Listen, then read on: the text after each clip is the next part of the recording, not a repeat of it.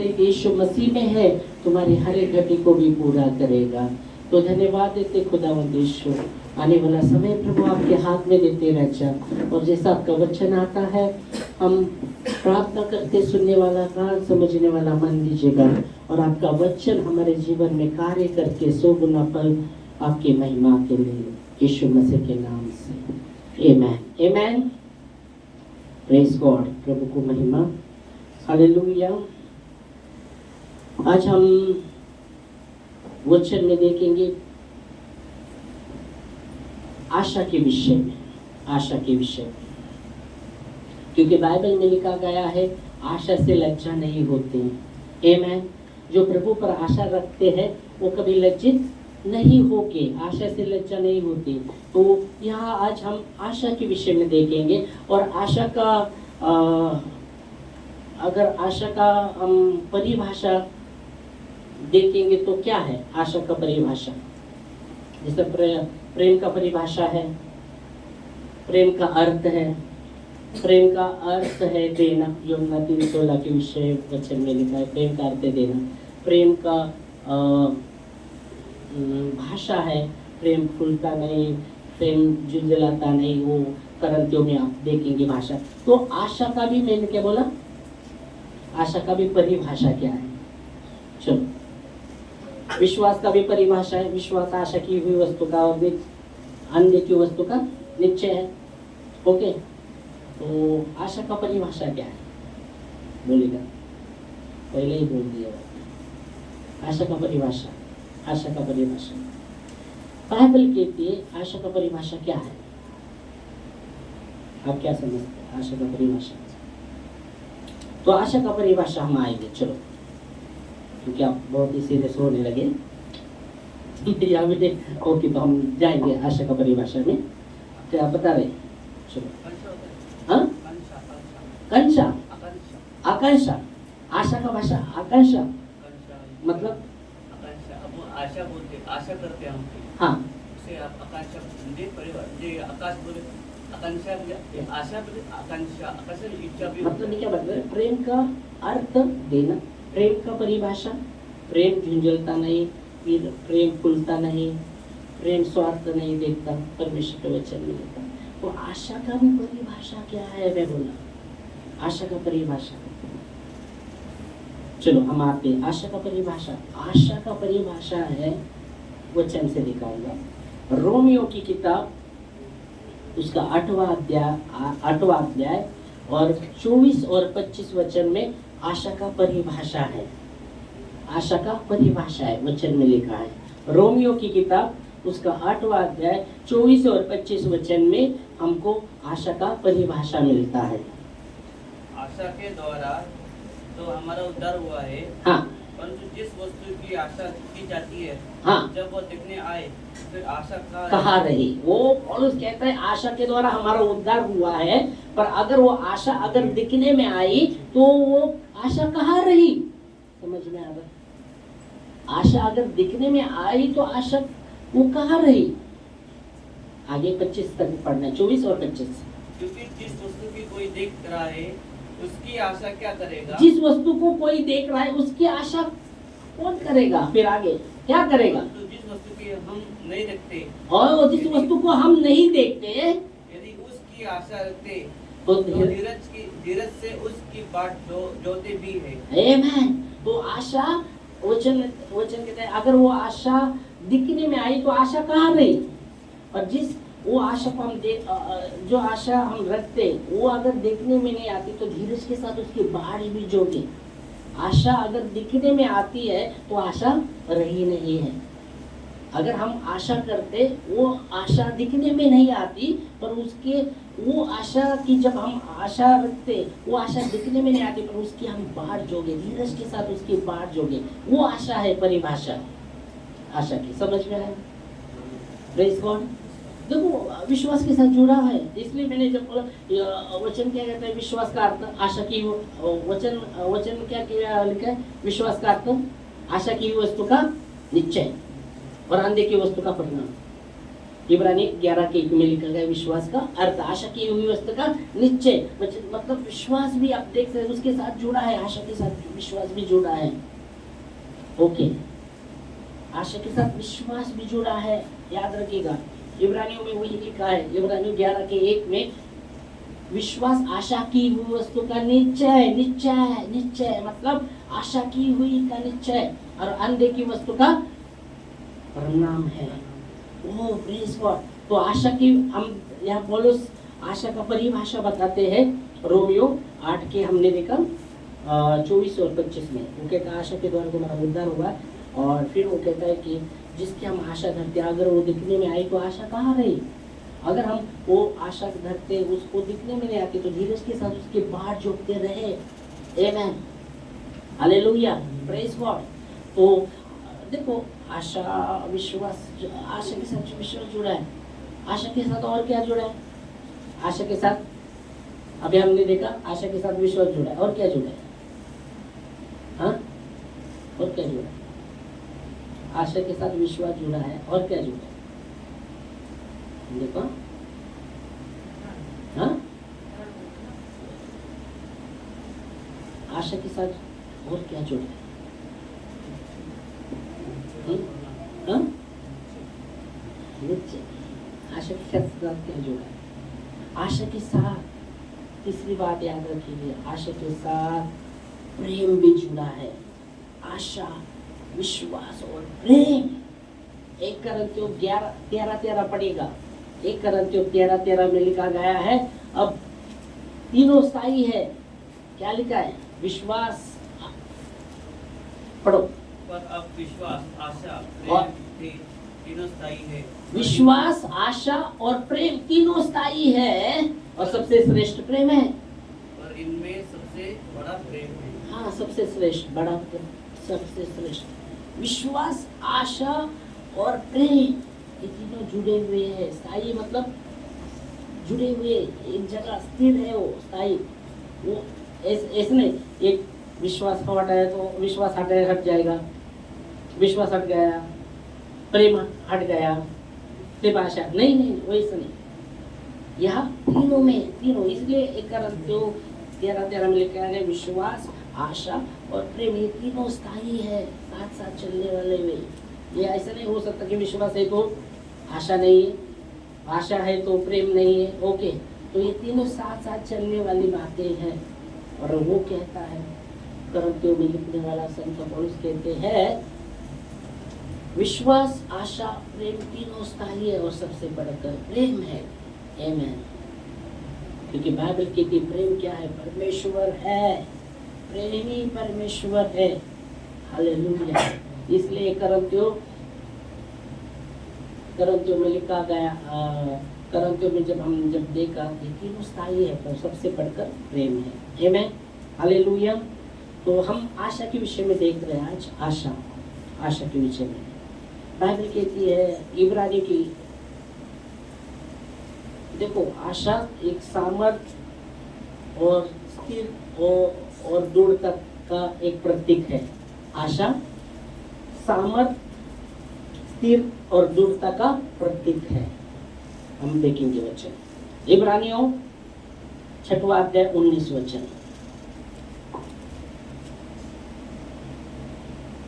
वो आशा हमारे प्राण के लिए ऐसा लंगर है, वो आशा हमारे प्राण के लिए वो ऐसा लंगर है जो स्थिर और दृढ़ है, वो स्थिर और दृढ़ है, और पर्दे के भीतर तक पहुंचता है।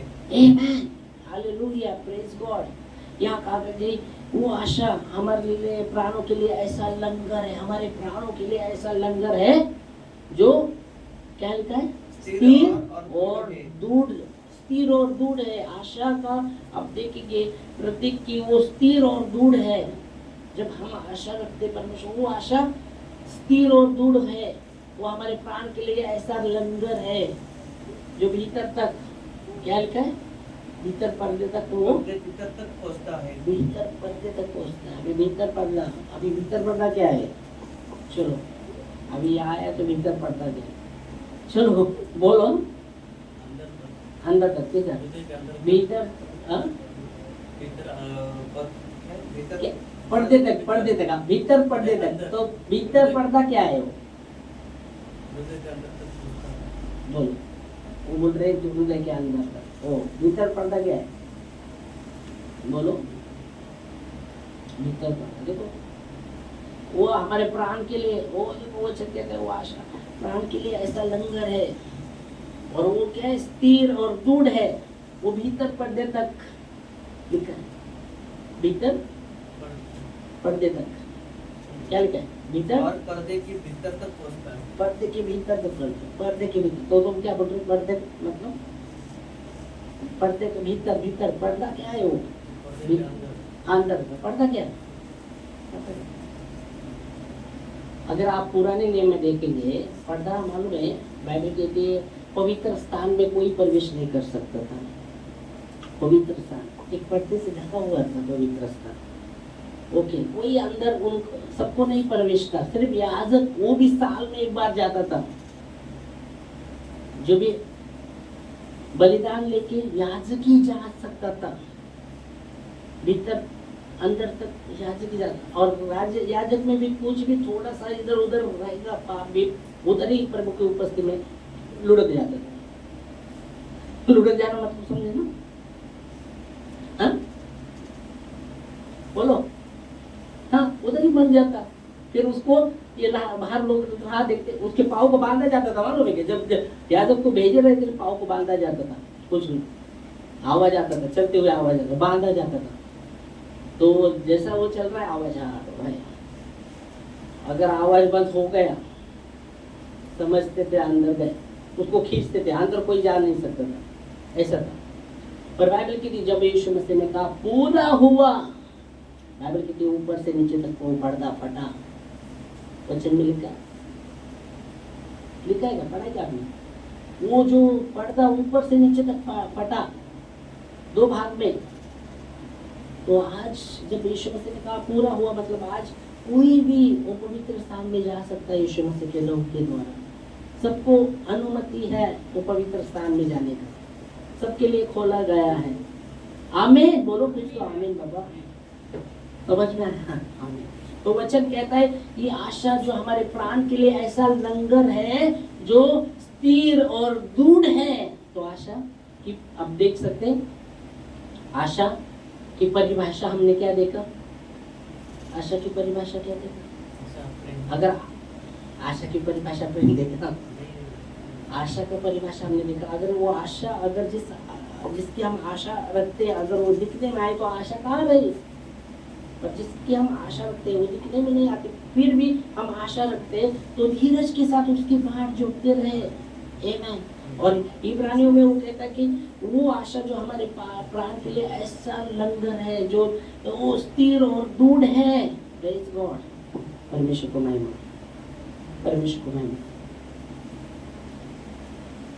अगर हमारे जीवन में आशा नहीं तो क्या है मालूम है?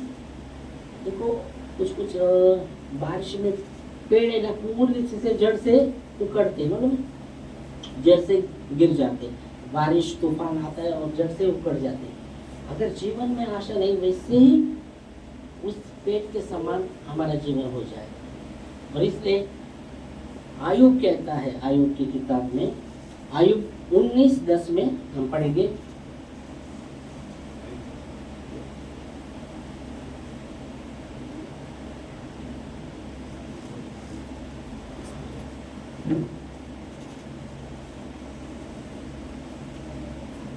पढ़िए आयुब की किताब 19वां अध्याय और 10 वचन।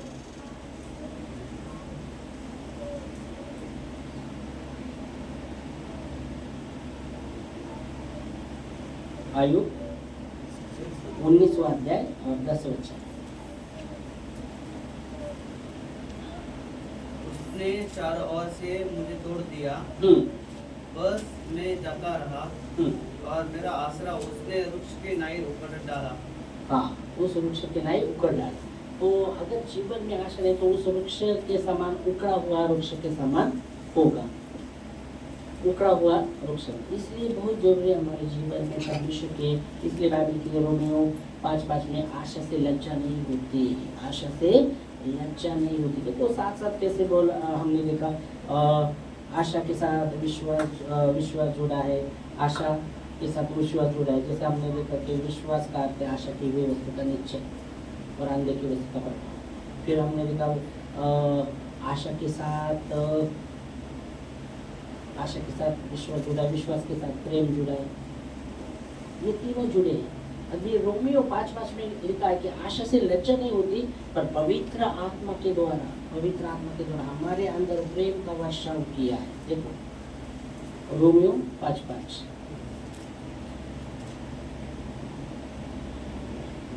और आशा हाँ। से लज्जा नहीं होती। पहली बात आशा से लज्जा नहीं होती, और इसलिए बाइबल कहती है आशा से लज्जा नहीं होती।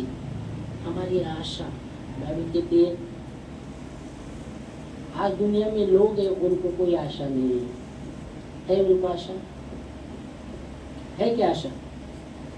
किसके विषय में बात कर रहे हैं बच्चे? दुनिया में लोग हैं उनको कोई आशा नहीं, किसके विषय में बात कर रहे हैं? अभी तो बोलेंगे दुनिया में लोग हैं तो वो भी आशा करते हैं ना पास्टर? हाँ, करते नहीं क्या? अभी हम बोल रहे हो दुनिया के आशा से लज्जा नहीं होती, तो बोला दुनिया में जो लोग हैं उनके पास कोई आशा नहीं है। तो क्या बात कर रहे हैं बच्चे? क्या आशा नहीं है उनके पास? क्या आशा नहीं है? बोलो, क्या नहीं है आशा? ये वचन देखता, तुम बोलो। चलो, मैंने बोला दुनिया में लोग हैं उनके पास आशा से लज्जा नहीं होती। हम दुनिया में लोग हैं उनके पास आशा नहीं है, किसके विषय में?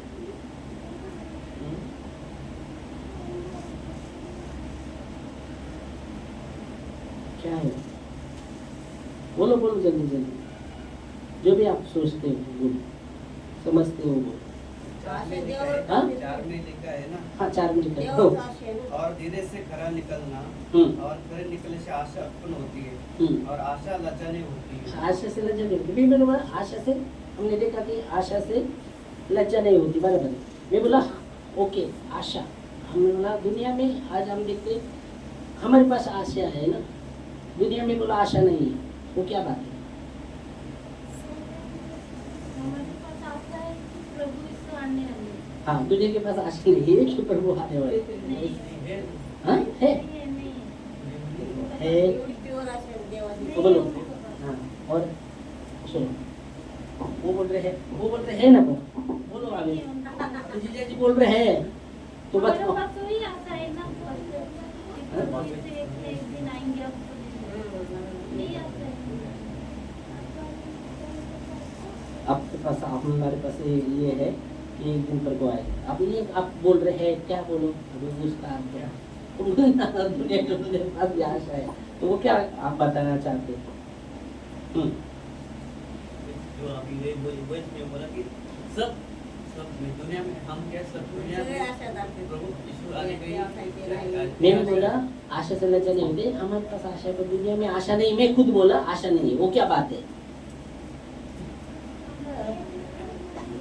मैं बोल दिया, तो वो क्या बात है? देखो कोई आपका पूछेगा, विश्वास से पूछेगा तो आपको उत्तर आना चाहिए ना, तो क्या कर गया? कितने साल से हम विश्वास से बोले, चलो निकाली जाए। क्या वो हो सकता है? सोचो थोड़ा, पे तो दिखाऊंगा, मेरे को भी ढूंढना पड़ेगा। ओके, मैं भी ढूंढ रहा।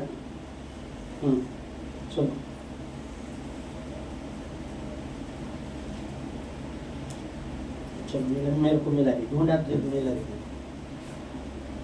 हाँ, क्या हो सकता है? बोलो। देखो आप ही हम चलो क्या है वो बात समझने के लिए? वो बात ये है लोगों के पास आशा नहीं, वो कोई मारा ना ओल्गा स्वर्गवासी, उसका फोटो लेकर स्वर्गवासी। दुनिया के लोग भी क्या लिखेंगे? स्वर्गवासी। स्वर्गवासी अभी वो स्वर्ग में गया कि नहीं मालूम, पर फिर भी स्वर्ग ऐसा कोई लिखेगा नहीं। मरने के बाद नरकवासी लिखेगा क्या? बहुत पीटेगी अगर लिखा तो बहुत पीटेगी, है ना। तो सब स्वर्गवासी लिख रहे, पर उनको बाइबल कहती है उनको, वो लोगों को पता नहीं है। पर बाइबल कहती है हमें उन लोगों के लिए। वैसे ये किसके विषय में बात कर रहा है? अनंत जीवन के विषय में बात कर रहा है, अनंत जीवन के विषय में। हम आते वचन में 1 थिस्सलुनीस की किताब उसका 4 अध्याय और 13-14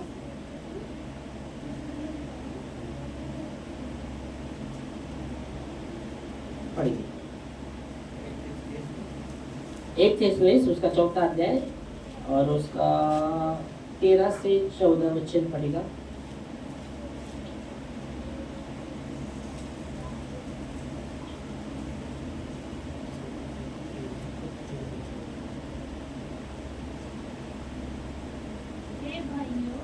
हे भाइयों, हम नहीं जानते कि तुम किसके विषय में जो सोते हैं। हाँ, सोते हैं। आज्ञानी रहो, मतलब तुमको पता चलना चाहिए। तुम उससे वो बात, हाँ वो बात के बाद से तुमको आज्ञानी नहीं रहना चाहिए, ज्ञानी रहना चाहिए, उसका मतलब वो गया है। फिर आगे, ऐसा न हो कि तुम औरों की नाई शोक करो, तुम दूसरों की नाई शोक करो, ऐसा ना हो। हाँ, जिन्हें आशा नहीं। जिन्हें आशा नहीं, उन लोगों को आशा नहीं है। अरे मरने के बाद किधर जाएगा क्या पता नहीं है। ऊपर जाएगा, नीचे जाएगा, हाँ स्वर्ग जाएगा, नरक जाएगा, पता नहीं, उनको आशा नहीं। फिर भी वो लिखते हैं स्वर्गवासी। तो वो कहता है उनको आशा नहीं है। वैसे हमें उससे अनजान नहीं रहना, उनको आशा नहीं। फिर आगे वो कहता है क्योंकि यदि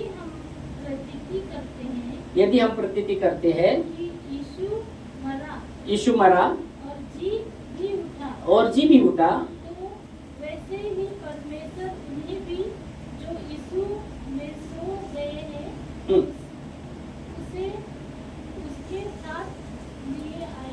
साथ ले आएगा।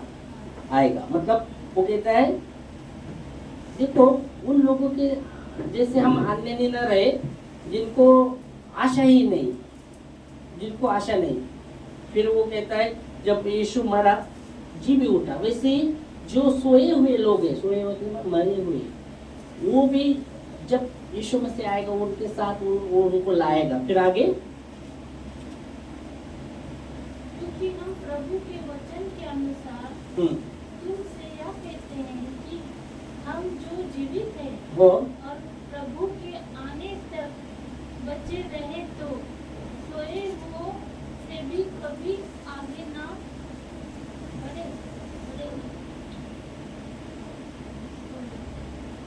प्रभु आने तक बचे रहेंगे, सोए हुओं से कभी आगे न बढ़ेंगे।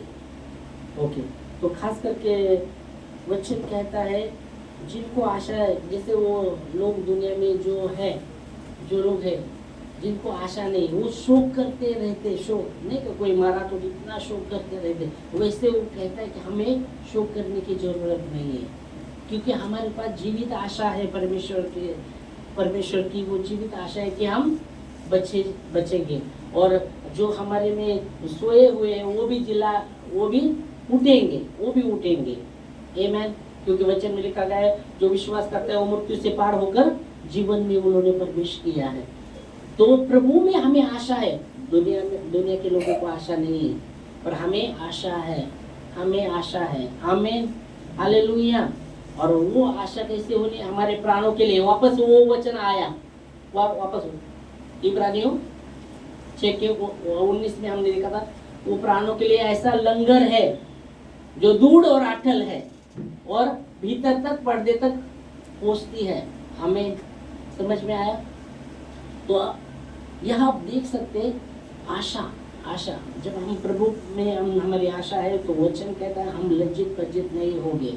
और पवित्र आत्मा के द्वारा वो प्रेम हमारे अंदर डाल दिया है। तो ये आप देखिए, आशा, विश्वास, प्रेम, ये तीनों स्थायी है, साथ साथ है, ऐसा हट नहीं सकता। और सबसे श्रेष्ठ प्रेम के विषय में बात करना है। आमेन, हालेलुया। तो प्रभु की आशा में जब बाइबल कहती है तुम्हारा बुलाने वाला, यहाँ इब्रानी में लिखा गया है, खास करके पत्रस 5:10 में, एक ही वचन लेंगे फिर हम प्रार्थना में खड़े होंगे। एक पत्रस 5:10 में लिखा गया है, तुम्हारे थोड़े से दुख उठाने के बाद वो आप ही तुम्हें सिद्ध करेगा, स्थिर करेगा, बलवंत करेगा। पर वो पहले कैसा बात शुरू करता है, शुरू करेंगे, हम पढ़ेंगे। अब परमेश्वर जो सारे अनुग्रह का दाता है, जिसने तुम्हें मसीह के अपने अनंत महिमा के लिए बुलाया, अनंत महिमा के लिए बुलाया है, तुम्हें थोड़ी देर तक दुख उठाने के बाद आप ही तुम्हें सिद्ध और स्थिर और बलवंत करेगा। करेगा। तो यह आपने देखा, आशा हमारे प्राणों के लिए ऐसा लंगर है जो दूढ़ और अटल है। यहाँ भी जब 2 वचन आए यहाँ, वो आप ही तुम्हें स्थिर करेगा, दूढ़ करेगा और बलवंत करेगा। जो परमेश्वर जो सारे अनुग्रह का दाता है, आपको और मुझे अनंत महिमा के लिए बुलाया है। थोड़ी देर तक नहीं, पर अनंत महिमा के लिए बुलाया है। हमने आपको ये शरीर जब छोड़ेंगे, मिट्टी मिट्टी को जाने वाला है, हाँ, मिट्टी मिट्टी को जाने वाला है। पर हमें प्राण के लिए एक नया ये मिलने वाला है, रूपांतर होने वाला है, हमारा रूपांतर होने वाला है, नया वस्त्र, नया मतलब जैसा यीशु मसीह ने जब मरने के बाद, जी उठने के बाद, जब वो देख रहे थे, कैसे देख रहे थे? उनको हाथ पाँव सब थे, हाँ, पर वो शरीर, बाइबल कहती है वो शरीर जो रूपांतर का शरीर था, रूपांतर मतलब खिले मिले थे, सब वन थे। पर आप देखेंगे तो वो चमक रहे थे, पूरे चमक रहे थे। वो कहते देख हाथ में, अभी जब आत्मा को आप हाथ लगा नहीं सकते, आत्मा को आप, ओके, वो शरीर नहीं रहता आत्मा को। पर जब यीशु मसीह थोमा को कहते देख हाथ में उंगली डाल, पंजर में ये डाल के देख, वो आँखें चेक करता है, बोलता है प्रभु, यीशु मसीह कहता है तूने मुझे देखा इसलिए तू कहता है। पर धन्य है वे लोग जो बिना देखे विश्वास करते हैं, धन्य। मतलब वो शरीर जब था यीशु मसीह का, पुनरुत्थान का शरीर था, क्योंकि यीशु मसीह का शरीर तो इसमें डाला था। पर हम देखते जब वो ढूंढने गए तो वहाँ तो शरीर नहीं मिला, पर वो पुनरुत्थान का शरीर था। तो वैसे ही ये शरीर है, ये मिट्टी को जाएगा, बाइबल कहती है। परमेश्वर ने दिया हुआ आत्मा, उपदेश में लिखा गया है, मिट्टी को मिल जाएगी। परमेश्वर ने दिया हुआ आत्मा परमेश्वर के पास चला जाएगा। रह गया क्या रह गया? प्राण रह गया। प्राण आत्मा नहीं है, याद रखिएगा।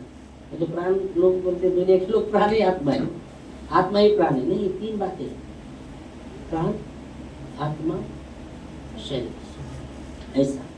तो जो प्राण रहेगा उसको नया ये दिया, रूपांतर होगी, रूपांतर महिमा में रूपांतर होगी। और इसलिए क्या है, परमेश्वर जो सारे अनुग्रह का दाता, जिसने आपको अनंत महिमा में बुलाया है, ओके, क्या भी देखो, अनंत महिमा में बुलाया, तुम्हारे थोड़े देर तक दुख उठाने के बाद वो आप ही तुम्हें स्थिर और सिद्ध और बलवंत करेगा। आमीन। वो प्रभु पर आशा रखेगा, प्रभु पर आशा। और बाइबल कहती है परमेश्वर पर जब आशा रखते हैं वो लज्जित पज्जित नहीं होते। अभी आशा की परिभाषा क्या है, अभी पता चला है ना। आशा की परिभाषा जिसको हम देखते नहीं, जिसकी हम आशा करते हैं। स्वर्ग देखा तुमने? स्वर्ग देखा? मैंने भी नहीं देखा, पर एक आशा है। हाँ, प्रभु है स्वर्ग में। बाइबल वचन में लिखा गया परमेश्वर के दाहिने बाजू यीशु मसीह बैठा है और हमारे लिए मध्यस्थी करता है। वचन में लिखा है, लिखा है, किधर लिखा है पता नहीं, पर लिखा है।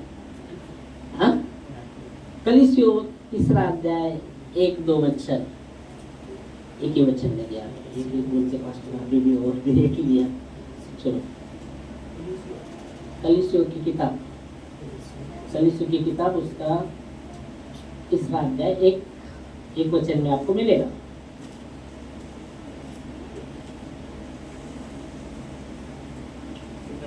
तीसरा अध्याय एक वचन, सलीस की किताब उसका तीसरा अध्याय एक वचन।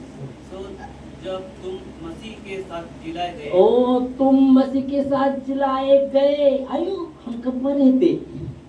हेलो, मरे थे हम? यहाँ वचन कहते तुम मसीह के साथ जिलाए गए, यीशु मसीह जिलाए गए। हम कब मरे थे? हेलो, हाँ कल किधर मरे थे हम? ये तो जलाने की बात कर रहे हैं, मरे ही नहीं। हाँ, सोचने की बात है। वो मरे कि नहीं? नहीं मरे ना, जिंदा है ना। वो तो कह रहे हैं मसीह के साथ तुम, क्या फिर से पढ़ो। सो जब तुम मसीह के साथ जिलाए गए मतलब मरने के बाद ही जिलाया जाता है ना, या जिंदा जिलाया जाता है? मरने के बाद जिलाया जाता है। मरे किधर मरे थे? बोलो, किधर मरे? नहीं तो मेरे पास है, तुम मरे हुए दिखा था फोटो तुमको, मालूम है क्या? तुम्हारा फोटो है मरे हुए मेरे पास। मरे थे क्या तुम? मेरे पास है ना मरे हुए फोटो तुम्हारा। देखो वो बोल रहे बपतिस्मा हुआ तब मरे ना,